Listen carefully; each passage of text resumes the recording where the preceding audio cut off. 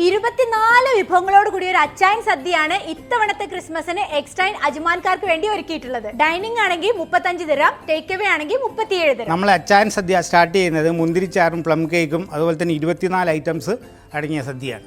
ഇതാണ് ഇവരുടെ special beef കൂർക്ക. കുട്ടനാടൻ താറാവ് റോസ്റ്റ് ഇല്ലാതെ എന്താ അച്ചായൻ സദ്യ? പിടിയും കോഴിയും, നാടൻ മീൻ മുളകിട്ടത്, അതേപോലെ നല്ല നാടൻ കോഴി പൊരിച്ചത്, നമ്മുടെ അച്ചായൻ സദ്യ റെഡി.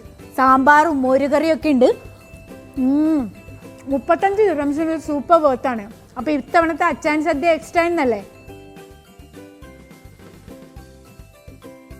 അച്ചായൻ സദ്യ കഴിഞ്ഞാൽ പിന്നെ ഇവരുടെ കിഡിലൻ നെയ്പായസം. ഇതാണ് എക്സ്ട്രായിന്റെ ആ ട്രെൻഡിങ് ആയിട്ടുള്ള ഇൻഫ്യൂസ്ഡ് മന്തി. എന്തൊരു സോഫ്റ്റാ നോക്കിയേ. ഇവരുടെ ഒരു സീക്രട്ട് മസാല ഇതിൽ ഇൻഫ്യൂസ് ചെയ്തിട്ടുണ്ട്. അതുകൊണ്ട് തന്നെയാണ് ഇത്രയും ട്രെൻഡിങ് ആയിട്ട് ഇത് പോയത്.